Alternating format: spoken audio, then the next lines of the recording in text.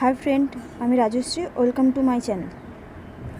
আজকে আমরা পরমাণু গঠন চ্যাপ্টার ইলেকট্রন বিন্যাস ও কোয়ান্টাম সংখ্যা নির্ণয় করব।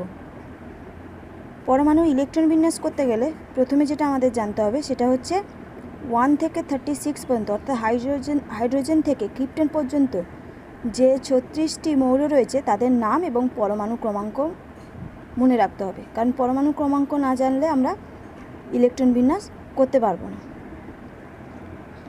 তো ইলেকট্রন বিন্যাস করার জন্যে যেগুলি প্রয়োজন সেগুলি হচ্ছে, ফার্স্ট ইলেকট্রন বিন্যাসের একটি সিরিজ আছে, অর্থাৎ ইলেকট্রনগুলো আমরা জানি এই যদি নিউক্লিয়াস হয়, নিউক্লিয়াসের চারদিকে কক্ষ রয়েছে। এখন ইলেকট্রনগুলি কোন কক্ষে এবং প্রত্যেক কক্ষে এস, পি, ডি এবং এফ উপকক্ষ রয়েছে। কোন উপকক্ষে কটি ইলেকট্রন আছে তার জন্যে আমরা ইলেকট্রন বিন্যাস করব। ইলেকট্রন যে প্রবেশ করবে তার একটা শক্তির স্তর আছে, তার জন্য একটি ছক আঁকতে হবে আমাদের। সেটি হচ্ছে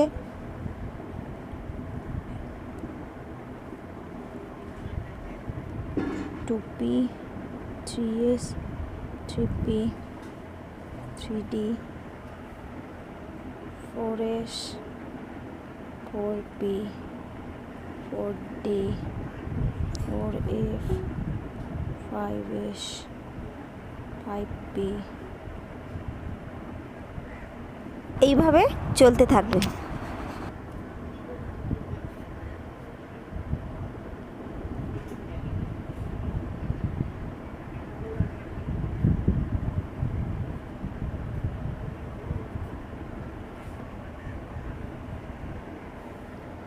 অর্থাৎ এখানে আউটবাউ নীতি রয়েছে। আউটবাউ নীতিটি হলো ইলেকট্রনগুলি প্রথমে সর্বনিম্ন শক্তিসম্পন্ন উপকক্ষে প্রবেশ করে এবং ক্রমান্বয়ে উচ্চতর শক্তিসম্পন্ন উপকক্ষে প্রবেশ করে। সেই শক্তির স্তর হচ্ছে, আমরা এই ছকের দ্বারাও দেখিয়েছি, যেমন 1s, নেক্সট হচ্ছে 2s, 2s এর পরে আসছে 2p, দেন 3s, এভাবে এটা চলতে থাকে। তো শক্তির স্তরটা আমাদের দাঁড়ালো 1s less than 2s, 2p, 3s less than 3p, 4s, 4s, 3d, এভাবে সিরিজটা চলতে থাকে। তো এই শক্তির স্তরটা ডিপেন্ড করে n প্লাস এল এর মানের ওপরে। এখন প্রশ্ন হচ্ছে n প্লাস এল কী, সেটা তোমাদের কোয়ান্টাম সংখ্যা নির্ণয়ের সময় আমি দেখাবো কেন এরকম শক্তির স্তরটা হচ্ছে। আর সেকেন্ড, তোমাদের একটা প্রশ্ন মনে আসার কথা, সেটা হচ্ছে 2p আছে কিন্তু 2d, 2f নেই কেন, বা 3d আছে 3f নেই কেন, সেটাও আমি তোমাদেরকে কোয়ান্টাম সংখ্যা নির্ণয়ের পরে বলবো। এরপর যেটা হচ্ছে সেটা হচ্ছে ইলেকট্রনের যে উপকক্ষগুলো কক্ষকের যে উপকক্ষগুলো এসপিডিএফ। এখন এসের জন্য রয়েছে একটি কক্ষক যার মধ্যে সর্বাধিক 2টি ইলেকট্রন থাকতে পারে। নেক্সট হচ্ছে পি, পি এর মধ্যে 3টি কক্ষক, তার মধ্যে সর্বাধিক 6টি ইলেকট্রন থাকতে পারে। দেখো এখানে আরেকটা সূত্র আছে, সবগুলো বলে দিই তারপর বলছি। নেক্সট হচ্ছে ডি, ডি এর মধ্যে 5টি কক্ষক, তার মধ্যে সর্বাধিক 10টি ইলেকট্রন থাকতে পারে। নেক্সট হচ্ছে এফ, এফ এর মধ্যে 7টি কক্ষক, এর মধ্যে সর্বাধিক 14টি ইলেকট্রন থাকতে পারে, অর্থাৎ প্রত্যেক কক্ষকে 2টি করে ইলেকট্রন। এখন এখানে হুল্ডের মাল্টিপ্লিসিটি সূত্র রয়েছে, যেখানে তিনি বলেন সমশক্তি সম্পন্ন কক্ষক বা অরবিটালগুলি কিভাবে ইলেকট্রন দ্বারা পূর্ণ হবে তার নির্দেশ এই সূত্রের সাহায্যে পাওয়া যায়। এই সূত্রে তিনি বলেন সমশক্তি সম্পন্ন কক্ষগুলি যতক্ষণ পর্যন্ত খালি থাকবে ততক্ষণ ইলেকট্রনগুলি এককভাবে ওই কক্ষগুলি দখল করবে এবং প্রত্যেকের ঘূর্ণন একই দিকে হবে। অর্থাৎ তুমি এখানে দেখতে পাচ্ছ এসে আমি দুটো ইলেকট্রন প্রবেশ করিয়েছি, একটা ক্লকওয়াইজ একটা অ্যান্টি ক্লকওয়াইজ। এখন তিনি বলছেন যে এই যে পি এর তিনটে কক্ষ Px, Py অ্যান্ড Pz, এই কক্ষগুলো সমশক্তি সম্পন্ন। এখন ইলেকট্রন যদি কোনো পরমাণুর ইলেকট্রন 4, তাহলে পিতে 4 ইলেকট্রন আছে, তো সেটা প্রথমে 1 2 3 4 এইভাবে ইলেকট্রন প্রবেশ করবে না। বলছে সমশক্তি সম্পন্ন এই কক্ষগুলি প্রথমে সিঙ্গেলভাবে ইলেকট্রন প্রবেশ করবে যাদের ঘূর্ণন একই দিকে হবে, তারপর অতিরিক্ত ইলেকট্রন থাকলে সেটা অ্যান্টি ক্লকওয়াইজ জোড় গঠন করবে। তোমরা নিশ্চয়ই হুন্ডের সূত্রটা বুঝতে পেরেছ। এবার আমরা ইলেকট্রন বিন্যাসে যাই। ইলেকট্রন বিন্যাসের জন্য নিয়মটা হচ্ছে, প্রথমে ইলেকট্রন বিন্যাস করতে গেলে প্রথমে যেটা লিখতে হবে সেটা হচ্ছে পরমাণু ইলেকট্রন বিন্যাস প্রকাশ করার সময় প্রথমে কক্ষপথ নির্দেশ করতে হবে। যেমন দেখো এই যে নিউক্লিয়াসের চারদিকে কক্ষ, এটা n = 1, দেন n = 2, তো কোন কক্ষকে রয়েছে সেইটা নির্দেশ করতে হবে ফার্স্ট, অর্থাৎ n এর নম্বরটা। দেন কক্ষপথ নির্দেশ হয়ে গেলে কক্ষপথ নির্দেশের সংখ্যাটি লেখার পর তার ডান দিকে উপকক্ষের চিহ্ন দিতে হবে, যেগুলো আমি তোমাদেরকে বললাম S, P, D, F। এরপর পরমাণু কোন উপকক্ষে মোট ইলেকট্রন সংখ্যা উপকক্ষটি চিহ্নের ওপরে ডান দিকে লিখতে হবে। এখন n যদি 2 হয়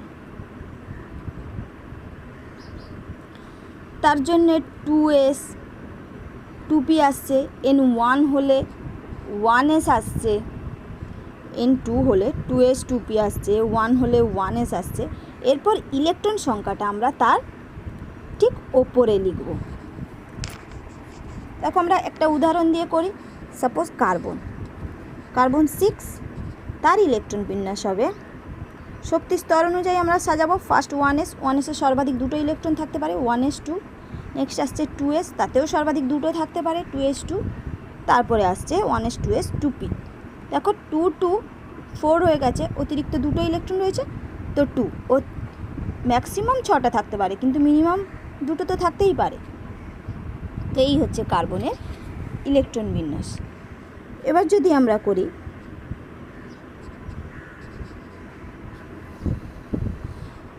আয়রন,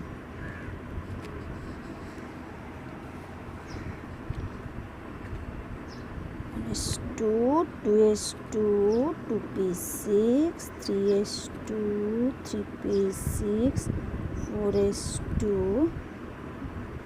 3d6।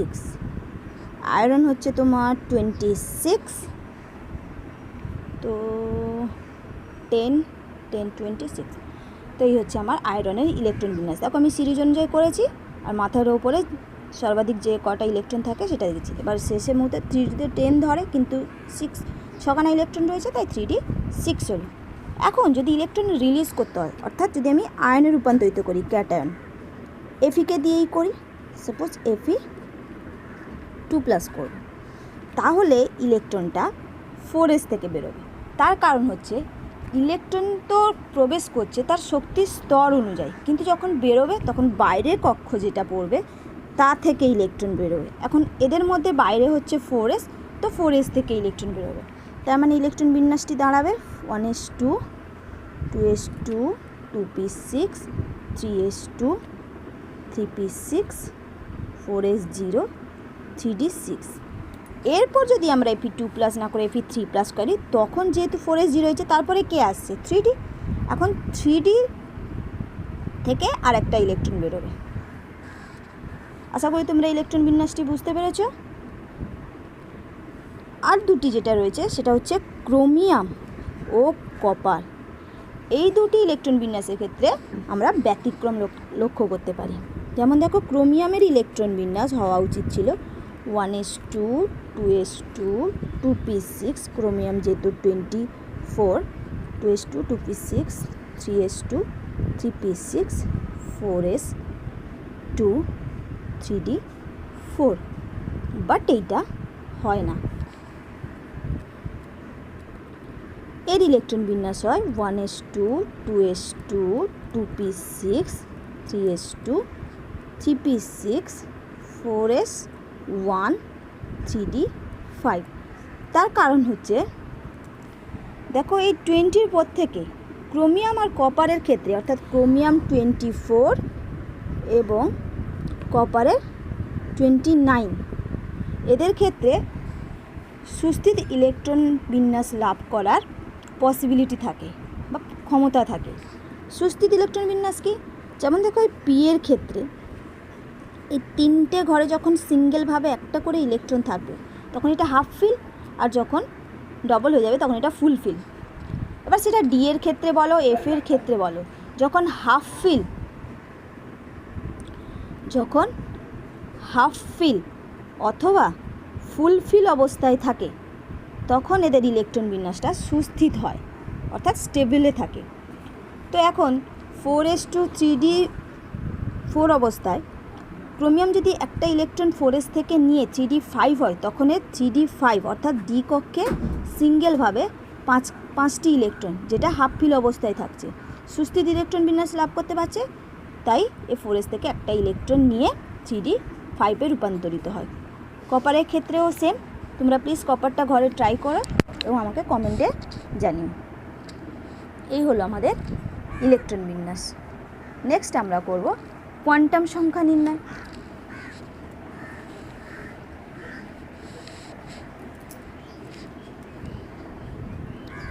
কোয়ান্টাম সংখ্যা নির্ণয়ে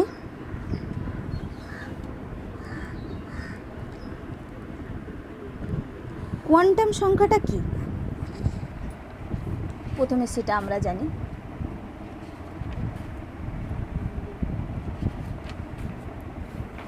কোয়ান্টাম সংখ্যা হচ্ছে কোনো পরমাণুতে ঘূর্ণায়মান যে কোনো একটি ইলেকট্রনের প্রকৃতি সঠিকভাবে বর্ণনা করার জন্য কিছু নির্দিষ্ট সংখ্যার প্রয়োজন হয়, সেই সংখ্যাগুলিকে আমরা কোয়ান্টাম সংখ্যা বলবো। এখন কোয়ান্টাম সংখ্যা হচ্ছে 4টি, সেগুলি হচ্ছে n, l, m এবং s। n হচ্ছে মুখ্য কোয়ান্টাম সংখ্যা,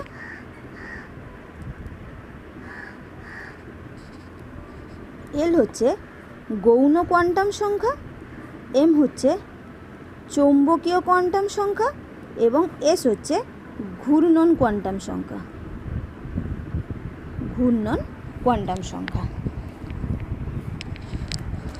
এখন কোয়ান্টাম সংখ্যা নির্ণয়ের আমরা নিয়মগুলো শিখব।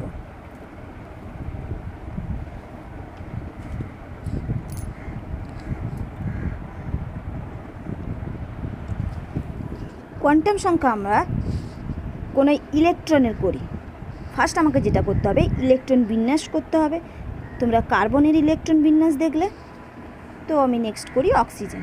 অক্সিজেন 8, তো 1s2 2s2 2p4। এখন আমরা কোয়ান্টাম সংখ্যা লাস্ট ইলেকট্রনের নির্ণয় করি, অর্থাৎ 1 2 3 4 এই ইলেকট্রনটির ক্ষেত্রে করব। তো কোয়ান্টাম সংখ্যার ক্ষেত্রে ফার্স্ট n এর মান আসছে। n এর মানটি হচ্ছে কক্ষের সংখ্যা, অর্থাৎ নিউক্লিয়াসকে ঘিরে কোন কক্ষে রয়েছে সেটা হচ্ছে n, অর্থাৎ এখানে 2p-তে রয়েছে, 2p-তে, অর্থাৎ কক্ষের সংখ্যা হচ্ছে, এটা যদি 1, এটা নিউক্লিয়াস, এটা যদি 2 হয়, এটা 1, n = 2, তো এখানে n হচ্ছে 2p-তে রয়েছে তার জন্য 2। l হচ্ছে, এটা n গেল, এর হচ্ছে l এর মান ডিপেন্ড করে n-1 এর ওপর, অর্থাৎ এখানে n2 2 - 1 আমরা 1 পাবো। দ্যাট 1 মিন্স l এর দুটি মান রয়েছে, 0 আর 1। 0 হচ্ছে s এর জন্যে, 1 হচ্ছে p উপকক্ষের জন্য। n যদি 3 হতো তাহলে n 3 হলে 3 - 1 2, তখন আমরা এর তিনটে ভ্যালু পাবো, 0 1 2। 0 এস উপকক্ষের জন্য, 1 পি এর জন্য, 2 হচ্ছে ডি এর জন্য। এইভাবে চলতে থাকে। অর্থাৎ এল এর মান আমরা 4টি পাবো। রুলটা অ্যাকচুয়ালি এটাই, কিন্তু নর্মালি যদি তোমরা সাধারণভাবে মনে রাখতে চাও সেটা হচ্ছে এল এর মান 4টি। 0 for S, 1 for P, 2 for D, 3 for F. এই হচ্ছে আমার এল এর মান নির্ণয়। তাহলে দেখো এখানে আমার কি রয়েছে, পি। তো পি এর জন্য এল এর মান হবে 1। এল এর মান হবে 1। নেক্সট আমরা নেক্সট হচ্ছে এম। এম এর মান ডিপেন্ড করে এল এর ওপরে। অর্থাৎ এল যদি 0 হয় তাহলে এম এর মানও হবে 0। এল যদি 1 হয় এম এর মান হবে -1, 0 অ্যান্ড +1। এখানে তোমরা বোঝার চেষ্টা করো, এল 0 হয় এসের জন্যে, তো এসের একটা ঘর, তো এম এর মানও 0 একটা ঘরের জন্যে। এল 1 হলে এম এর 3টে মান পাচ্ছি। কার জন্য পাচ্ছি? এল 1 হয় পি এর জন্যে। পি এর 3টে কক্ষ থাকে, যে কক্ষকে ইলেকট্রন যে থাকবে তার উপরে মানটা হবে, অর্থাৎ -1, 0, +1 এর মধ্যে যে কোনো একটা। এল যদি 2 হয় সেটা কার জন্যে হয়? পি এর জন্যে। এল 2 হলে এম এর মান -2, -1, 0, +1, +2। এল 2 হলে কার মানের জন্য হয়? ডি এর জন্যে। 5টা ঘরের জন্য 5টা ভ্যালু। একই রকমভাবে এল যদি 3 হয় তাহলে এম এর মান হবে -3, -2, -1, 0, +1, +2 অ্যান্ড +3। 7টা ভ্যালু 7টা ঘরের জন্য। আশা করি তোমরা এম এর মানটাও বুঝতে পেরেছো। এখানে দেখো 2p-তে ছিল, ইলেকট্রনটা 2p-তে ছিল, 2p-র প্রথম ঘরে, অর্থাৎ এই ঘরটায়। তাহলে এখানে এম এর মান হবে -1।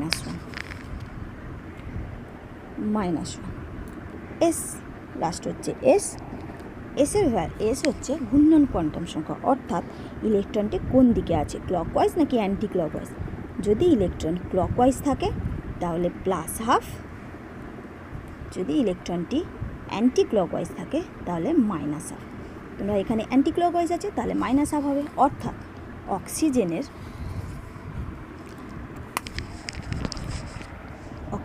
যে লাস্ট ইলেকট্রন রয়েছে তার ইলেকট্রন বিন্যাসে এন এর মান দাঁড়ালো 2, এল এর মান দাঁড়ালো পি এর জন্য 1, এম এর মান দাঁড়ালো -1, এস এর মান দাঁড়ালো -12, যেহেতু ইলেকট্রনটি অ্যান্টি ক্লকওয়াইজ ছিল। এখন এখানে আরেকটি নীতি রয়েছে, পাউলির অপবর্জন নীতি। কোনো একটি পরমাণুর যে কোনো দুটি ইলেকট্রনের 4টি কোয়ান্টাম সংখ্যা অর্থাৎ এন, এল, এম ও এস এর মান কখনোই একই হতে পারে না। তোমরা এটা ট্রাই করে দেখবে, 3টে মান একই হবে কিন্তু 4টে কখনোই একই হবে না। লাস্ট হচ্ছে তোমাদেরকে আমি বলেছিলাম 2D, 2F, 3F হয় না কেন। আরেকটা বলেছিলাম শক্তি স্তরটা n+l এর মানের উপরে ডিপেন্ড করে, তাই জন্য 4sটা আগে আসছে, দেন 3D অর্থাৎ 4s এর এনার্জি লো। দেখো এখন তোমরা কোয়ান্টাম সংখ্যা নির্ণয় শিখে গেছো। 4s এর ক্ষেত্রে n এর মান 4, l এর মান 0, তাহলে দাঁড়ালো 4। আর 3Dর ক্ষেত্রে দাঁড়ালো n এর মান 3 আর d এর জন্য l এর মান 2, n+l এর মানের উপর, তাহলে দাঁড়ালো 5। এখন দেখো 5 বেশি, তো 3Dর শক্তি স্তর বেশি, তাই 3D পরে আসছে। আরেকটা প্রশ্ন হলো 2D, 2F হয় না কেন। তোমরা n যখন 2, l এর মান হয় তখন 1, অর্থাৎ 0 আর 1। 0 হয় s এর জন্য, 1 হয় p এর জন্য, d আর f এর জন্য কোনো অতিরিক্ত মান নেই, তাই 2D, 2F হয় না। আর n এর মান যখন 3 তখন l এর মান হয় 2, 0, 1, 2, s, p, d এর জন্য 3খানা মান, f এর জন্য কোনো অতিরিক্ত মান থাকে না, তাই 3Fও হয় না।